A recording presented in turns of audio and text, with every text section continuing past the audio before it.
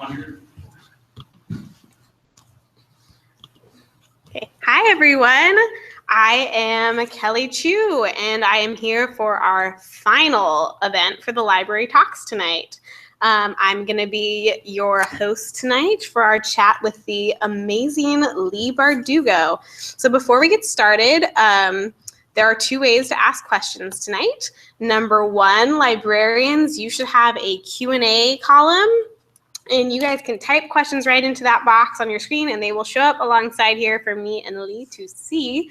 And secondly, if you have a smartphone on you and you are sitting in the audience, you can tweet to us at #LibTalks, and our handle is @TheLibraryTalks, and we will also see your questions there. So without further ado, let me introduce our guest tonight. Leigh Bardugo is the #1 New York Times bestselling and USA Today bestselling author of Six of Crows and the Grisha Trilogy, which includes Shadow and Bone, Siege and Storm, and Ruin and Rising, as well as a slew of other short stories and upcoming books. Tonight, she's joining us from her home in Southern California. Leigh, are you with us? I'm with you. Yay! Hello. Greetings. Hello. So I am going to get started with my first question, which is, your books have really, really cool design. Everyone, I'm going to put it back to myself for a second to show you. If you haven't seen Six of Crows, here it is. The pages are black. So black, like everyone's soul in that book. And the Grisha Trilogy had amazing covers, and this has a really great cover. Could you tell us a little bit about how these came to be, and basically if you have any favorites, what you think about them? If you guys are on Pinterest and you want to see about the evolution of the cover of Shadow and Bone, I have a Pinterest board where I put up a bunch of the comp titles, the sort of experimental titles that Rich Dees, the designer of these books, and Six of Crows and Crooked Kingdom, and all of Marissa Meyer's books as well. He's done all of our covers, and but apparently there was this whole, can you hear me? I can hear you. Okay, so there's this whole, there was this whole thing happening behind the scenes that I didn't really know about with the cover of Shadow and Bone. And we had, the original art cover was very cool, but then Barnes & Noble didn't like it, and so we switched in a new cover, and it was this kind of whole journey. And I'm very thrilled with the way it ended up. With Six of Crows, it was much simpler. The cover you see on the book is very close to what Rich originally sent. And I think was sort of their first, I don't know what happened behind the scenes, but that was the first thing I ever saw. And I loved it. But I will say, when I saw it in person, like when I saw the actual hardcover, it was so much better than I had imagined. Like yes, the black pages, but also like it's like creamy. It's like the cover of that book is just freaking nuts. So yeah, I have gotten very lucky with covers.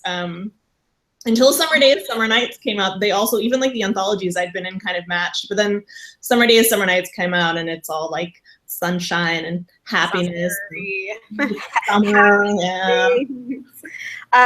So since you've had such great official art and covers, I was wondering if you could tell us if you have any favorite unofficial fan art. Oh, wow. Gosh, so much. Okay, so sometimes I put some of my favorites in my newsletter. I have a newsletter that you can join at leighbardugo.com.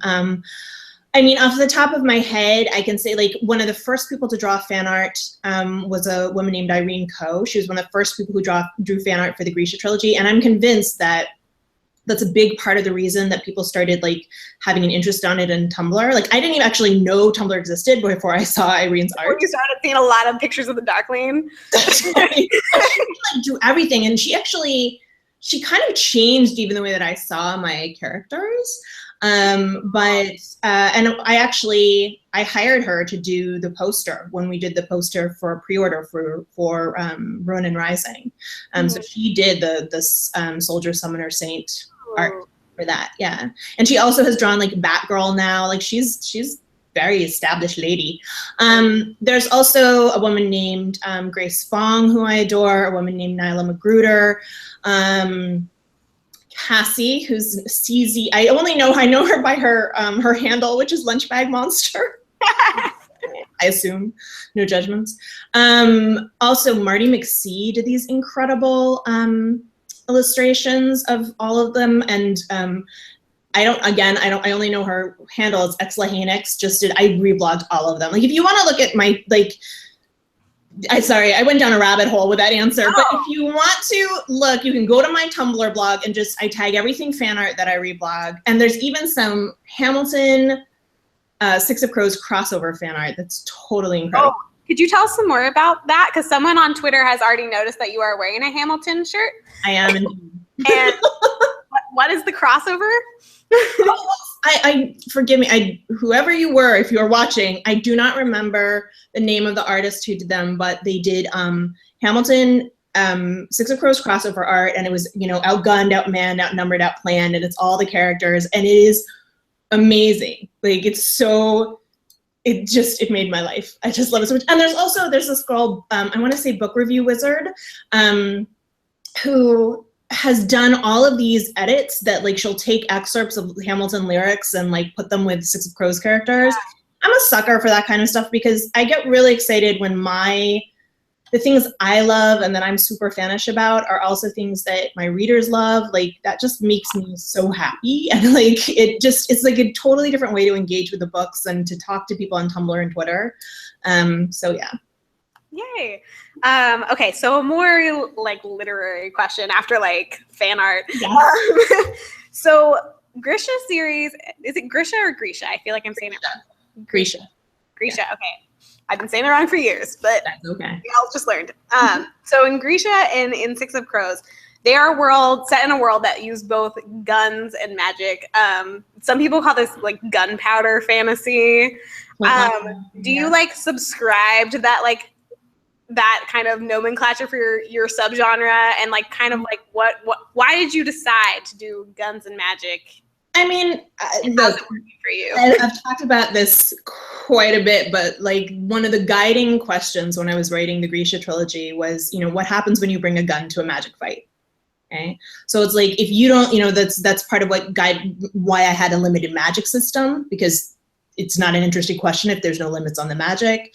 Mm-hmm. It was part of, this idea of, there's a lot of fantasies where magic has been gone from the world from a long time, but then it starts to come back. And I kind of wanted to look at the moment where the importance of magic and the primacy of magic was decreasing because of the advent of modern warfare. So That was always really interesting to me. And honestly, I find all the subgenres just sort of, like, goofy. Like, the truth is, like, it's all fantasy. I've heard flintlock fantasy. I've heard gunpowder fantasy. I think my strongest aversion is maybe to steampunk because I don't understand it. Like, I don't know exactly what it is. Yeah, I mean, to me, it's just secondary world fantasy. It's a world that looks like ours, but isn't ours. Mm-hmm. Yeah. So, yeah, and in Six of Crows, I feel like you get really into that with, like, I don't want to spoil it for anyone, but, like, we're seeing a lot more military technology be, like, a force in that book. And I assume going forward, any hints? I mean, I think that if you've read the trilogy, the advent of modern warfare really starts to come into play when Nikolai comes on the scene, because he's somebody who, instead of hiding from, like, this is in Ravka, there's been this tremendous failure to industrialize. So he's this leader who instead of hiding from that or being afraid of what, like, technology can do, he's asking, what happens if we bring magic and technology together? So that was sort of like a big theme. And that's also why you see the fabricators who start the series as kind of like the least important to the war effort. By the end of the trilogy, they're kind of the most important to the war effort, which, sorry, my phone is ringing. Farewell. But so you see them become, which is also sort of mirrors what happened in our world in terms of, like, like physical strength as opposed to mental acuity or having, like, a brain trust of super scientists. So yeah, and in Six of Crows, we're in Ketterdam, we're in a much more modern part of the world because they haven't been cut off from everybody else. Ketterdam is the hub. It's the most modern of the countries. It's where all imports and exports flow. So this is where, like, you would find, like, the most cutting edge of everything, except maybe fashion, because, like, the Kirchers super uptight, but yeah. So that actually brings me to a question I wanted to ask you about Ketterdam and Radka. So it seems like a lot of the countries in your world are kind of like based on like real countries and cultures, and like you can kind of see like this is like fantasy Russia, and like this is like fantasy like Scandinavia and stuff, and you can definitely see elements. So like, how do you choose like what elements you want to pull from certain cultures, and what kind of research do you do? You know, with Ravka, the cultural touchstone is very clearly Russia.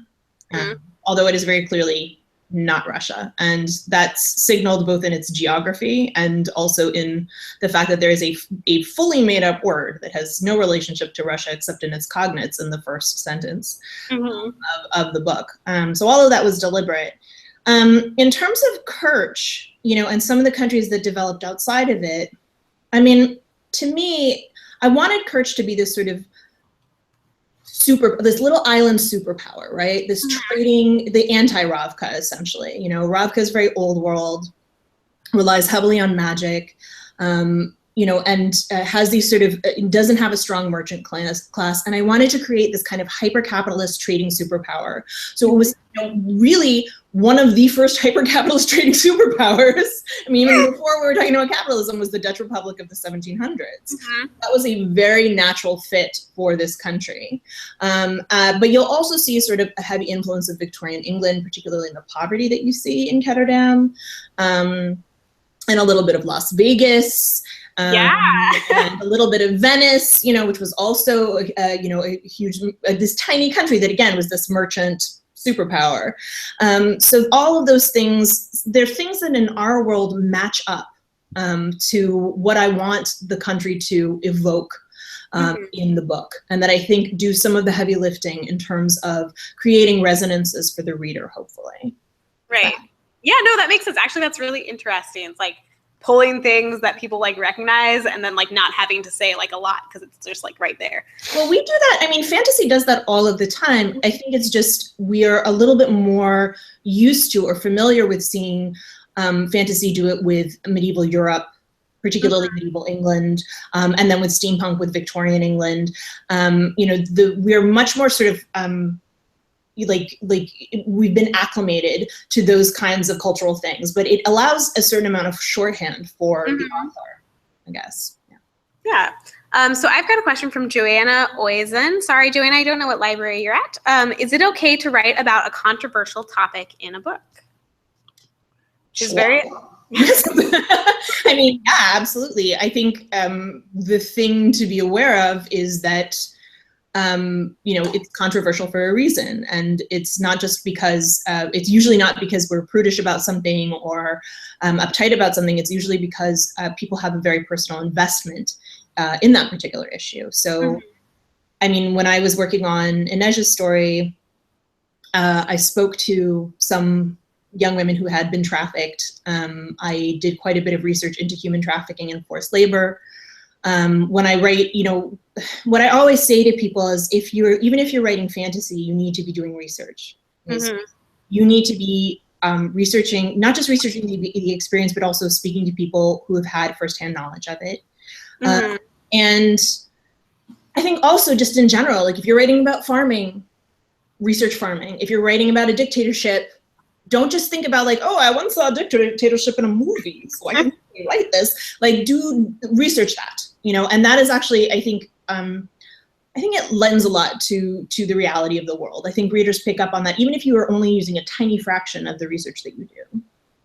Right. And you touched a little bit on Inej and like the human trafficking thing with her, poor girl.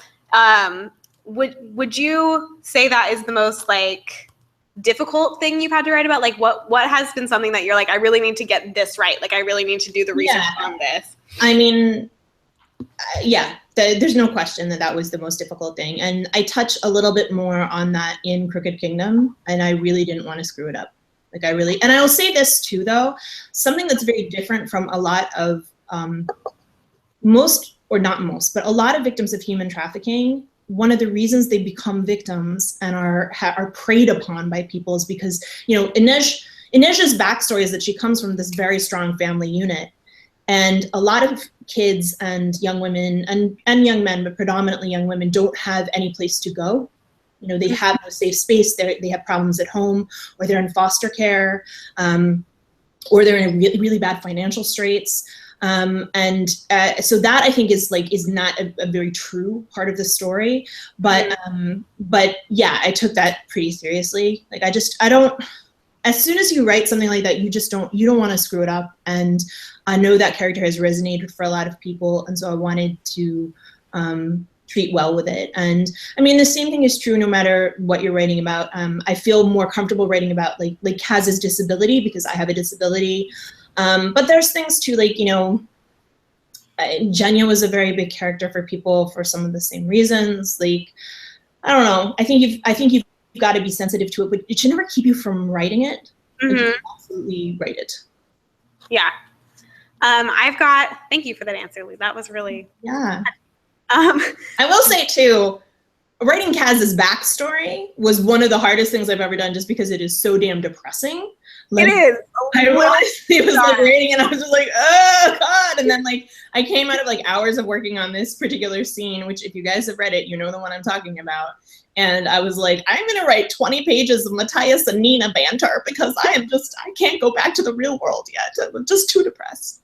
Too real. Okay, on a lighter note, yes. Christina from Sunnyvale has asked, will there be a movie for the books? I don't know if this is something you can talk about. I can talk a little bit about it. So the trilogy sold to DreamWorks a while back, and then the person who brought it to DreamWorks left the company. So we've sort of been in a holding pattern there, and I don't know what's going to happen with it now. We're sort of waiting to see. Six of Crows, we've had a lot of interest from some really great people and some really great companies who have done some great stuff. But maybe stupidly, I've been really hesitant to give it to anybody yet. And not because I'm like holding out for like the magic deal. It's more like I really want to put it in the hands of somebody gives it a good chance to get made and who's going to make it with a lot of care. I don't know. I don't see any reason to jump into a deal for the sake of having a deal. So we'll see what happens. But we've met with some really great people who I would not mind working with, and that's sort of the extent of what I can say about it so far. Okay. So I'm hearing maybe someday. Yeah, that's the short answer, is maybe someday. You gotta remember, Hollywood moves slow. But if you want people involved, and if you see a show or you have a writer you like a TV writer or film writer, and you want them involved or an actor, let them know. Like, let them know about it. Okay. People are gonna be like writing to show writers tonight. They're gonna be like, Mr. Dwayne "The Rock Johnson." Yeah, I think you'd be perfect as Jester. We've got a question from Roseville Public Library. Hi, Roseville. Patrick Rothfuss, our last visiting author, stated that all relevant classic literature falls within the fantasy genre. So he cited he talked about like the Ghost in Hamlet, and he talked about like the Odyssey, and he was like, that's ours. Do you have any thoughts on that? Yeah, I disagree with it. Like, what about, I mean, he mentioned the Odyssey. What about, Ulysses, like James Joyce, or Virginia Woolf, or Pride and Prejudice, or Great Expectations, or like, what? I don't know, Patrick. What are you talking about? Like, I feel very powerfully about genre. Like, it is my home. It is what I love. And I'm sorry to see so many people. And I think people do draw a dividing line between like classic literature and genre, and then like, oh, all the crap you guys write.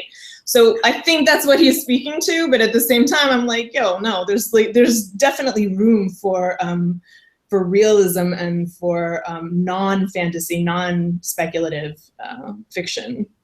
Mm-hmm. Yeah, in the canon. Maybe. So actually, you brought up a really good point, which is that some people, like, genre has been kind of like ghettoized for a long time in a way. And now it's kind of coming out of its shell, especially in like the YA world. Like fantasy has like really, really mainstreamed. Science fiction has really, really mainstreamed on the YA bookshelves. There's no like science fiction, fantasy, YA. It's just YA. But that's also one of the great things about YA, right? Yeah. So like, everybody else is like, we put the sci-fi here, we put the fantasy there, and YA is like, we got it all. We do it here.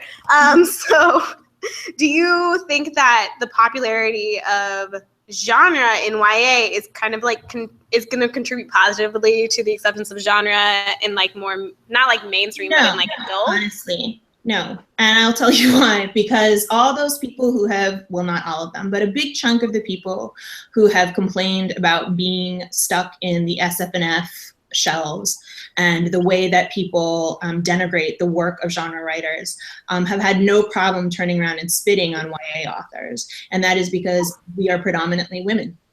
So I think we're not really about mainstreaming. I think what will change and bring, I think what we'll see happen is that the more women directors and writers and producers get into power, the more female-driven properties will get into the mainstream and will become, like that's what makes a book huge, right? Mm-hmm. Like I wish that weren't the case. Sometimes it works the opposite way, but like that's really what makes a book blow up, is if it's in film or on television. And those are still the culture leaders more than books are. Mm-hmm. So I think when that changes and when those major media forces changes and when people start recognizing the contributions that women make to culture as something other than aberrations or exceptions and understand that they're just legitimate trends, then that's when we're going to see a sea change, and we're going to see a lot more genre, because some of the best genre work being done is in young adult and is in female-driven stories. Mm-hmm. I've got a fun question from Tustin Library. Actually, this might be a cruel question for you. Tustin asks, who was your favorite character to write in Six of Crows? Oh, that's easy, actually. Not like picking children? No, they're not. I'm not really I don't care about children as much as I care about the characters. I think Matthias was the easiest to write in Six of Crows because he's so dogmatic, right? Like he's a complete fanatic, total zealot. He's also very like old school fantasy. Like he's very like a knight, he has this, even though he's misguided, he has this tremendous sense of like honor and patriotism. Yeah, honor. Yes. So that sort of like was very easy to write. He spoke very strongly from moment one. In Crooked Kingdom, the most fun character to write was Wylan, because I was writing his POV for the first time, and he's so different from the rest of the crows. Like he's cute. He's adorable. He's a sweetheart. But he's so much younger than them in so many ways. Like Wylan has been through some stuff, and like we learn about that in Crooked Kingdom, but he's not as jaded as the rest of them, and he has had much more of like a childhood, like an ordinary childhood and adolescence that we would think of, as opposed to what we see in the experiences of the rest of the members of the Dregs and the Crows. Right. Actually, I want to ask you a question about Wylan, since you were talking a little bit about like issues with your characters and the research you did. So I don't know. Actually, this might be a spoilery question. So I'm gonna shelve that. Never mind. Sorry, people haven't read Six of Crows. Anna Elena Pat has asked, do you have any routines for writing, such as the time of day, number of pages you aim to write each day, etc.? Ooh. Routines. It really depends where I am in the writing cycle, I'm about to go on a writing retreat where I'll be drafting. And when I'm drafting, my goal, I don't set a word count every day. I actually really try to ignore word count while I'm working, and instead I try to work through a sequence or a scene, because I find word count kind of stresses me out. So I try to work through sequences. I work from an outline, and that's sort of how I do that. But I do, particularly because my deadlines have gotten tighter because I have a lot of projects happening one on top of another. Sorry, my dog is right here. She's like, I don't care. Hi,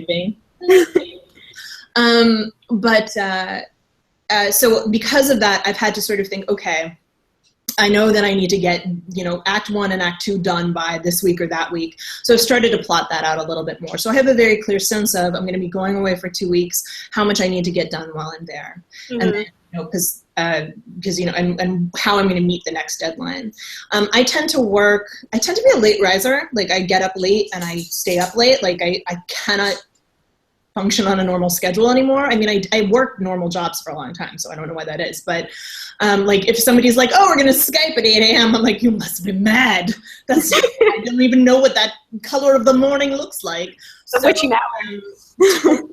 So I usually get up a little bit late and then I work for the entirety of the day. And sometimes I have friends come over and we'll work in my living room or in the garden, or I'll go to a cafe and work. But it's pretty intense when I'm in writing mode. And then I'll take a few days off. I know that some people say, you have to write 1,500 words a day. I'm not that kind of writer. Okay, I will write in these sort of long creative spurts, and then I need to take a day off. I'll spend Sunday at the beach with my friend. Wait a minute, no, that's a lie. Like when I say the beach, I mean we'll go to the beach and look at the water, but I loathe the beach.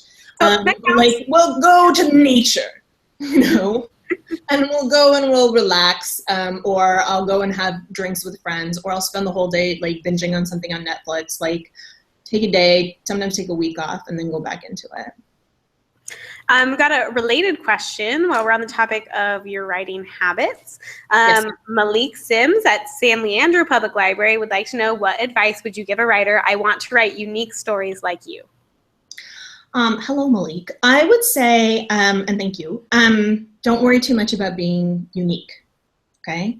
The most important thing you need to do is to get your first draft onto the page. So you need to get a beginning and middle and end onto the page. And it can be a totally messy one. My first drafts are terrible. They are truly terrible. And they're full of a lot of really trite stuff, because that's usually our first idea before we start to dig deeper.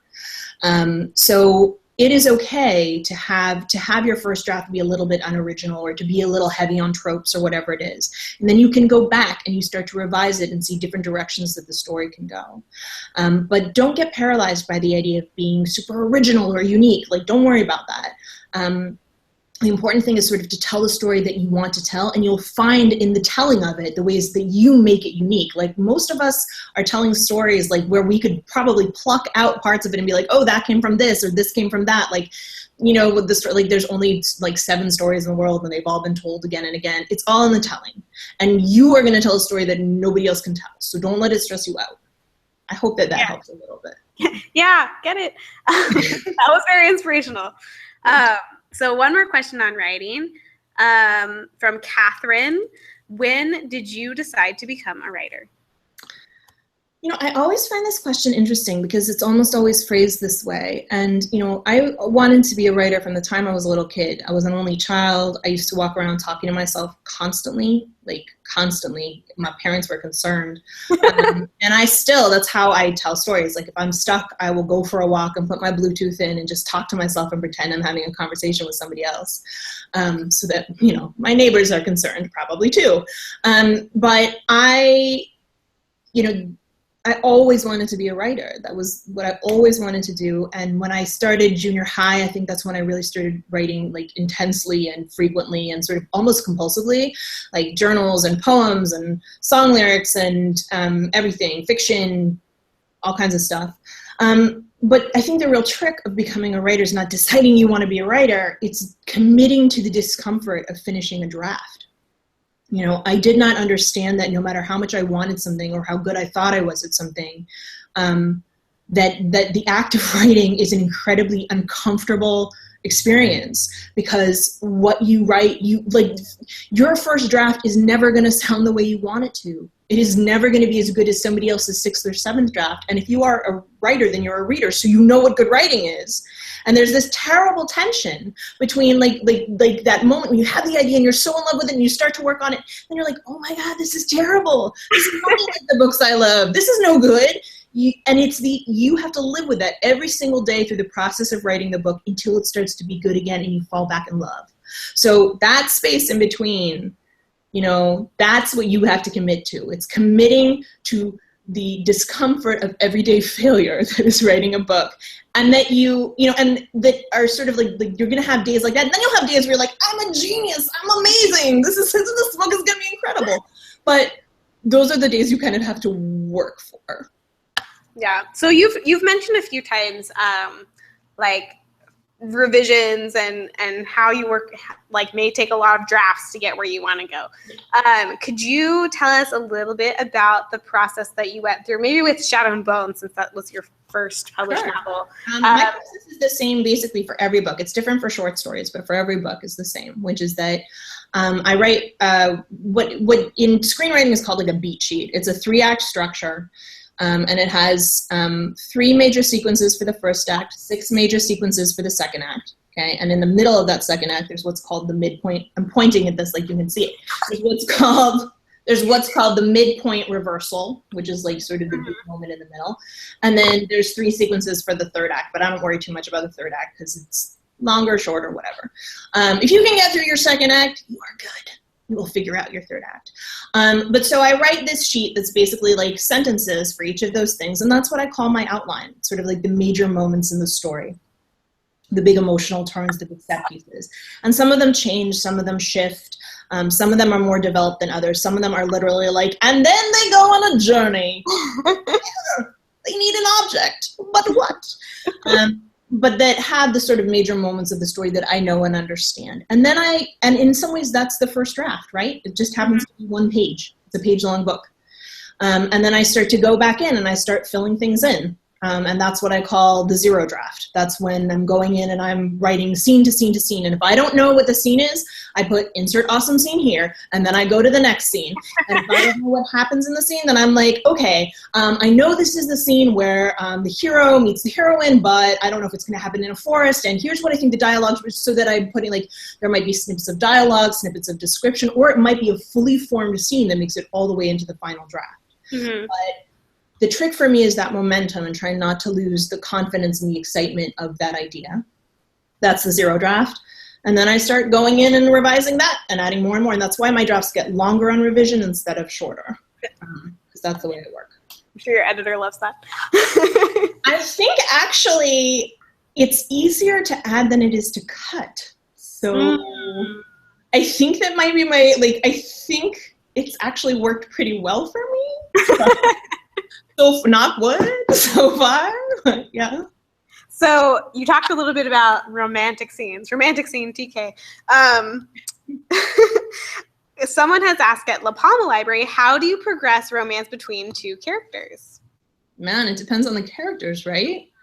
Like, I mean, I'm one of those people who, I mean, look, I think there's a lot of us out there who's not really sold on the whole, like, our eyes met from across the room, and I knew that we were destined. He was mine, and I was his, etc.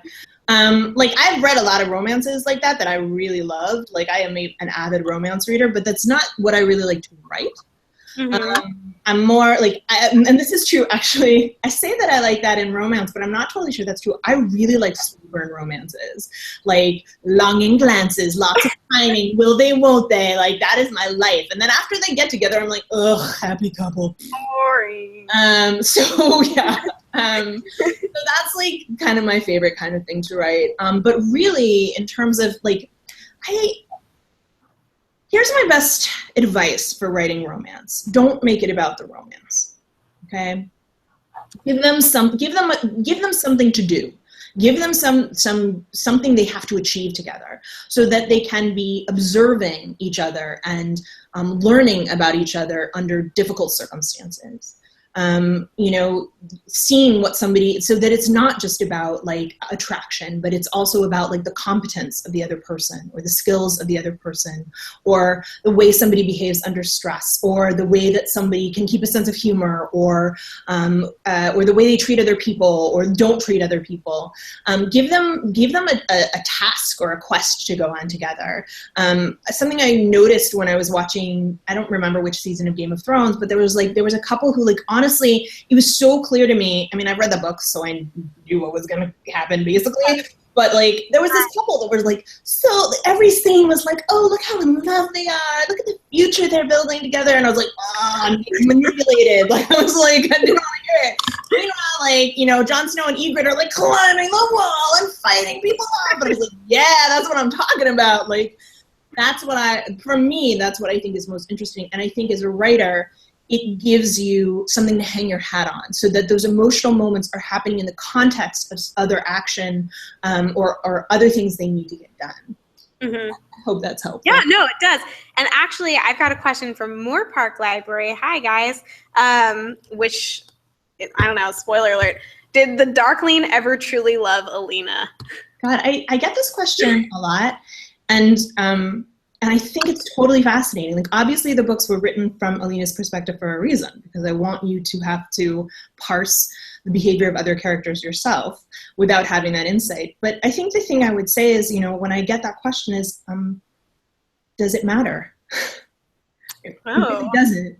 Like, the way that somebody behaves or the way that somebody treats you is what matters. It doesn't matter if they love you, and it doesn't matter if they say they're sorry, which he never did, by the way. But like, none of those things matter. I don't remember that scene. So it's really about what the behavior of the other person. And the Darkling is very charming. He's very charismatic, and he was always intended to be. Like, that didn't happen accidentally.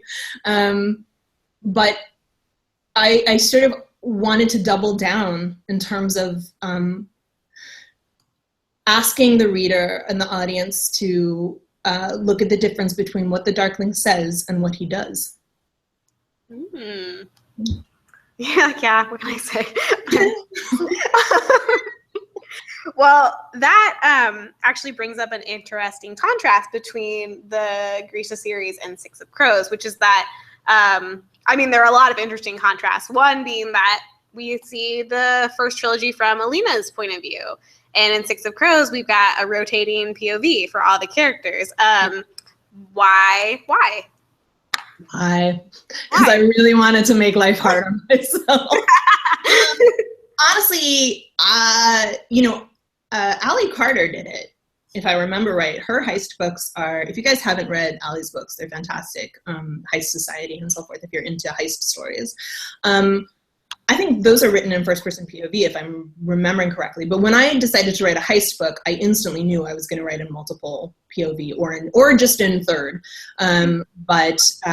Because I needed to be able to play with the release of information. Because heists are all about the release of information, who knows what when, and you are both conning the mark and you're conning the audience, and that is tricksy. And if you are really just in one person's head, that can be very hard to do.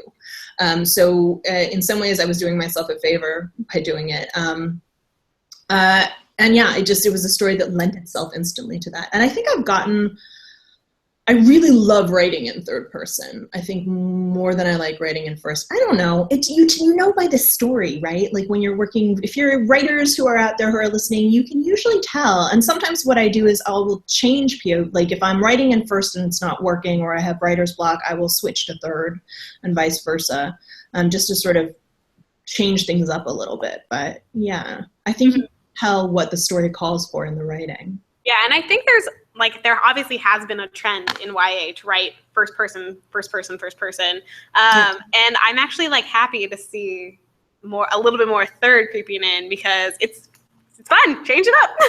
Yeah, you know what I could never imagine is writing. I know a lot of YA is written this way, but I'm always really fascinated by first person present, which is not something I can do. Like, Shadow and Bone is first person past, so it's a very different way of writing. I don't know. It's interesting. Yeah, it can build tension really well, but it also is really limiting, it seems like, for authors, because you're you have to be right there. You can't know anything else except for the present moment. Especially in fantasy, because you build a world and you just want it to get bigger and bigger and bigger. So that's hard if you are only in one person's head. Right. So another difference between Six of Crows and Alina's books that I wanted to ask you about is kind of the scope of them. So Alina's story is it's big fantasy. It's world saving, dark lord in a tower, save the world, yes, win the game. Yes. And Six of Crows is a more of a small fantasy. It's about the stakes are high to the characters, but they're not that high for the world around them. They become increasingly so as the plot is revealed. But it's a city fantasy. Was that a switch that you consciously made, or was it just a different story you wanted to try? I didn't think about it at the time, but I realized pretty quickly that one of the things that had drawn me to the story of Six of Crows was that I wanted to write about people who were not chosen ones. And I even nod to this explicitly in Crooked Kingdom. The idea of, you know, there's a kind of like how reassuring it must be to be like, I have a grand destiny before me, so clearly all the things I'm doing are justified. You know, like there's, and I really love those stories. Obviously, I would not have written Shadow and Bone or the Grisha Trilogy if I mean, I love and I think it speaks to something really fundamental in us, this kind of discovery of powers, or the discovery that you're a lost princess or whatever it is. Like, I think that is so compelling, but it wasn't the kind of story I wanted to write. I really wanted to write about kids who were viewed by the world as expendable. You know, for a variety of different reasons, sometimes because they were soldiers, sometimes because they were poor, sometimes because of their race. But to really tell these stories of these kids who were not going to lead a revolution, but who just had to survive, and that were going to have to find a way to lean on each other to do that. You know, like I love a found family story, and that's what Six of Crows is at its heart. But yeah, I wanted to talk about the non-chosen ones. And could you tell us a little bit, since we're kind of here, about your inspiration? I mean, inspiration is like a really wide question. More like, is there anything specific that you can point to that you were really like bouncing off of, or that really like triggered a moment for you? Like, this is what I do. Oh, for writing Six of Crows? Yeah, for Six of Crows. Oh yeah, I mean, this is actually, I've told this, it's so rare, I feel like, that you can point back to like a clear moment of inspiration, but I was driving down the street in Los Angeles, and I saw a billboard for a movie called Monuments Men with George Clooney and Matt Damon, and I was like, I don't really want to see that movie, but I would really like to see Ocean's 11 again. And then I was like, oh damn! Like, and I pulled up, almost drove up on the sidewalk, and I was like, I'm gonna write a fantasy heist. And I had the idea for Kaz's character, this character Dirty Hands, and for Nina and Matthias's characters floating around in my head for a long time, but I didn't know where they belonged. I was like, am I gonna write a novella? Is this somebody gonna be in a short story? And I was like, no, I'm gonna bring them all together in this crew. And I also I knew that whatever I was gonna write next in the Grisha world was gonna be set in Kerch, but I didn't know what that story was. I was like, of course this is the story. Like, it was kind of like all this stuff had been like floating around. It was like, shablam! Like, it was all in one moment. That said, then I had to build an entire book around it. Like, I was like, wow, that book sounds great. Somebody else should write it. Book done. That is an amazing story. I love heists, so I loved Six of Crows, and so they're so fun. Heists too. Now, I will tell you, watching a heist is really different than reading a heist, and reading a heist is very different than writing a heist. Like, I did not understand how hard it was going to be at all. And probably a good thing I didn't know, because I probably wouldn't have done it, and I am really happy with the way it turned out, so there you go. Yeah, and then we all would have really missed out. So... Speaking of influences, we're libraries, so we're surrounded by books. Could you tell us a little bit about books that you like loved, that made you like who you are? Yeah, I mean, I can say that, I mean, in terms of like fantasy I read when I was older, Howl's Moving Castle, well, not that much, I mean, that was like right in the crux, was Howl's Moving Castle, which by Diana Wynne Jones. And I meet a lot of kids who have seen the movie, but please read the book. It's so fantastic. And it is different. It means something different if you're 12 or 20 or 40 or 80 reading it. Like, it's incredibly rich story. Also, like, everything by Stephen King, like, was like, I read a ton of Stephen King when I was a kid. And it, honestly, I remember reading it and like being terrified, but also being like, I love these characters so much. I mean, talk about found families, right? Like, this is a story about a bunch of kids fighting like this horrible, like disgusting evil. And I cared about them so much. And I thought, wow, this is what's like, this would not be any good if I didn't care. Like, I remember having this moment of being like, this is what really good writing is. I think also, the first 3 books of A Song of Ice and Fire. Those were the 3 books that were out when I first read the series, and I didn't write for like 3 months after I read them because I was like, what's the point? Like, why bother? Like, A Swiftly Tilting Planet by Madeleine L'Engle, Dune by Frank Herbert, huge influence on me, and I think you can see a lot of that in Siege and Storm. I don't know, so many stories and books, yeah. I know, it's hard to pick favorite books. But so Sandra Kelsey also wants to know, what are you currently reading? So do you have anything on your to-read list? Oh my God, yes. I'm about to go on this retreat, and so I've been like, which books will I bring with me? It's like the reader's conundrum. Okay, so I am super excited for The Female of the Species by Mindy McGinnis. I just got the ARC. It has a yellow cover. I'm just really intrigued by it. I can't wait to read it.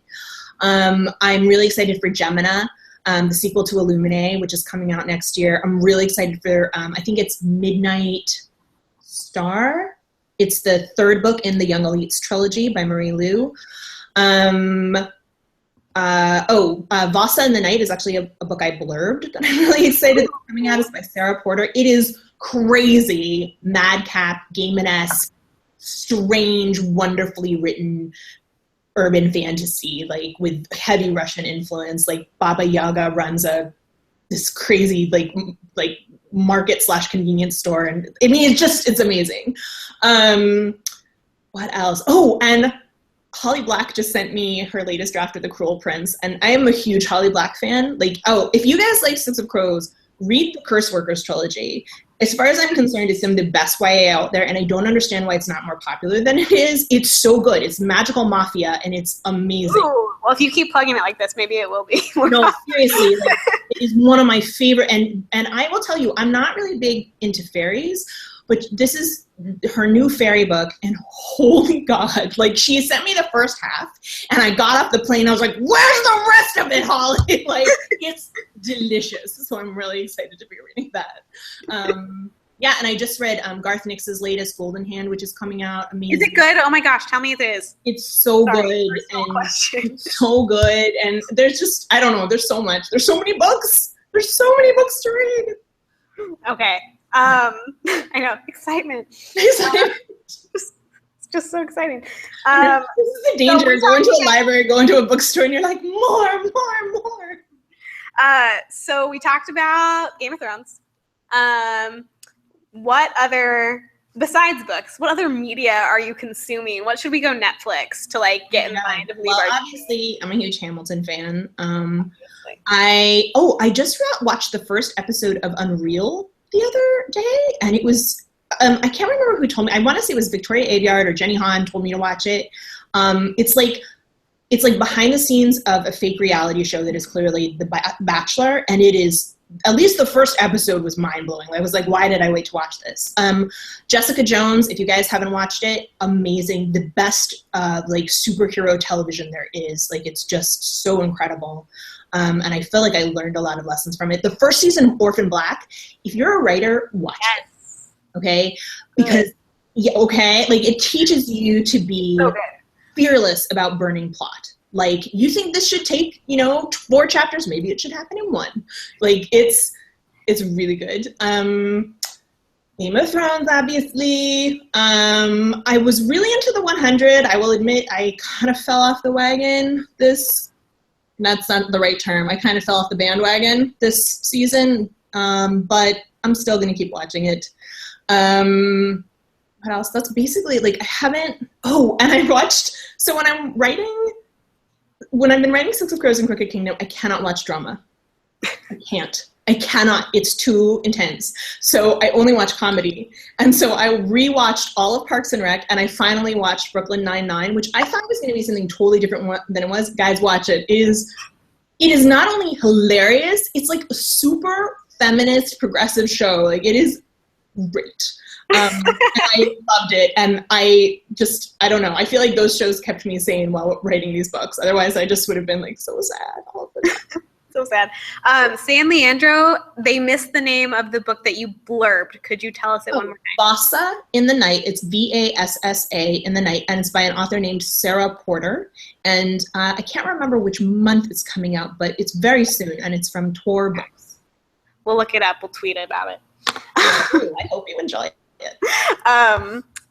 So let's talk. Everyone, we have about 10 minutes left, so any last questions, send them in. But I want to talk a little bit about what you have coming up. So you have Summer Days and Summer Nights just hit the shelves. Yes. And you have a short story in that anthology. Yes, I have a short story in it called Head,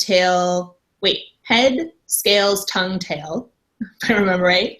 It's a magical realism story. Has a Dairy Queen, witches, sea monsters, all in a little upstate New York town. So yeah, I really enjoyed writing this story so much. I can't explain it, so I hope people like it. And then, you have like kind of an exciting thing coming up where you are now like the voice of Wonder Woman in a way. You have Last Night a Superhero Saved My Life, which I believe is out next week, and you have a Wonder Woman short story in that, right? It's actually an essay. Yeah, it's honestly, I think it's a big part of why I landed the gig writing Wonder Woman for Random House in DC. For those of you who don't know, I'm writing a YA novel about Wonder Woman, about Diana, and I'm really excited to be working on it. It is total joy. And very different from writing Six of Crows, where everybody is like morally compromised. Like it's much more, I'm usually in a better mood when I finish writing a Wonder Woman chapter. So I wrote an essay for Last Night a Superhero Saved My Life, and it's really about why I care about her and what she's meant to me and what comics meant to me and kind of what it is to be a girl and love comics and then all of a sudden start to question the images you're seeing in those comics. Thanks for the perfect segue, because I was also going to ask you about your Wonder Woman YA novel. You're welcome. Such a perfect guest. So I don't know how much you can talk about it since it's slated to be out next year. Is that right? It has a 2017 date. I'm wondering if you can tell us a little bit about the creative process and how that's been for that book. Did DC give you like this is what we want you to do? Did they give you a lot of freedom? Were there any they gave me like literally half a page of notes about Wonder Woman that was like, she has black hair and blue eyes and she's this tall. That was literally all they gave me. I was like, okay. What I did actually before I said yes was I pitched them an idea because I wanted to make sure that we were gonna be able to work together. Like I didn't want to get into a situation where they had something in their heads and I wasn't giving it to them. So I pitched an idea and then I wrote an outline, and then that outline got approved. And it's different. It's a very different experience than writing a book. You know, when you are writing your own story, you're 100% in charge, basically. Or at least that's been my experience. Maybe I've gotten lucky. So this is more cooks in the kitchen, and there's been some push and pull, but it's so far it has been great. And like I said, the experience of writing her and getting to write in this world and sort of add a chapter to her story, like it doesn't matter. Like I have met people who have never read a comic book, who have never seen her in a Saturday morning cartoon, but who still love her.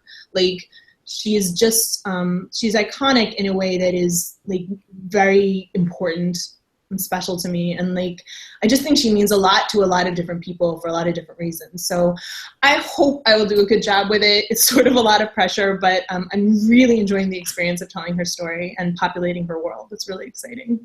And I believe there are 3 other novels in this like YA. The one I think it will be me. It's Wonder Woman first, then Marie Lou is writing Batman. Batlou, and then Matt De La Pena is writing Superman, and then Sarah J. Maas is writing Catwoman for the 4th book.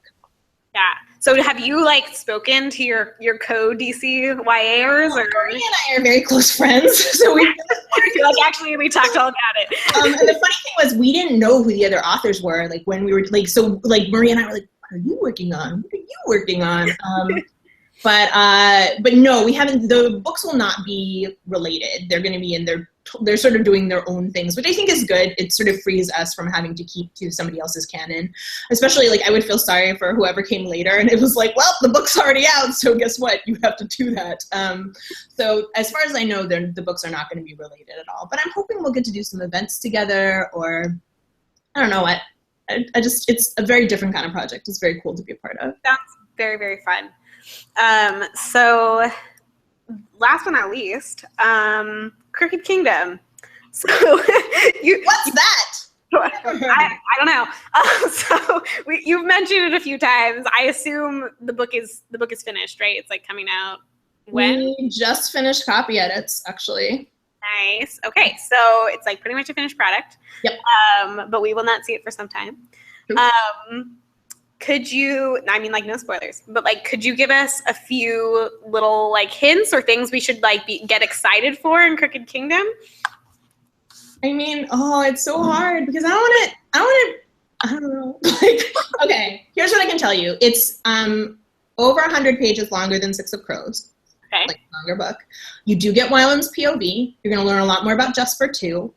It's sort of the revenge and redemption book. So like, old scores to settle, old enemies, new alliances, like everybody descending onto Ketterdam where this sort of fight is going to be played out. And there's like 3.5 kissing scenes, so get excited. And a half? And a half. I'm half? Gonna put it a half. Yeah. Everyone's trying to guess who that half scene is between. There may actually be more than that. There's a lot of relationship stuff because so much of Six of Crows is like everybody's repressed, and then so much of Six of Crows is just romantic tension, so much romantic tension, but like no. Come on, Leigh, you're killing me here. That's all I can give you. That's all I can give you. Yeah. Okay. But there is, well, no, that's all I'm going to say. Do you guys have a cover yet for Crooked Kingdom? It's out, right? Yeah. It's out in the world. It's out in the world, and we actually revealed just recently that the pages are actually going to be stained red on the sides, like blood, as many have commented. So they have red stained pages. We're also doing a box set that is just beautiful of the duology that'll come out on the same day, and we're also releasing, that's a hardcover box set, and then we're also releasing the Grisha Trilogy box set that will be all 3 paperbacks and a beautiful poster-sized map of the Grisha world by Keith Thompson. So that's coming out that day too. Fabulous. And so you just said it's a duology, so that is that the end of Kaz's story as far as we know so far? We don't know. Author mystery. I'm saying nothing. I don't want to reveal who lives, who dies, who tells your story. So I don't want to reveal anything. I will say that the world's pretty big, so it's not the end of the Grishaverse. I'll tell you that much. Okay. Yeah, that was gonna be my last question is, we have gotten our Grisha Trilogy, we have gotten Six of Crows in the Grishaverse. Is this where Leigh Bardugo lives? Can we expect more Grisha books? I think someday, yes, but I have a few other projects I want to do before then, and I need to sort of step away. I have some really big ideas brewing about what I want to do next in the Grisha world, and I've talked to my publisher about some of them, but there's some other things I want to do first. I want to take a step away from the world so that I can come back fresh. That's, I guess, my best description of it. And hopefully readers will be there. So stick around. Yeah. Well, sadly, we are out of time tonight.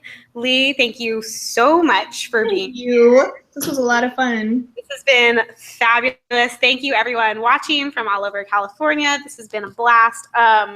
This is our last event for the Library Talks, everyone. So thank you. Some libraries have been with us since the beginning, and what a fabulous finale. We could not ask for more. So without further ado, Leigh, good night. Thank you so much. Good night, everybody. Thank you so much. Bye. Bye, everyone. Good night.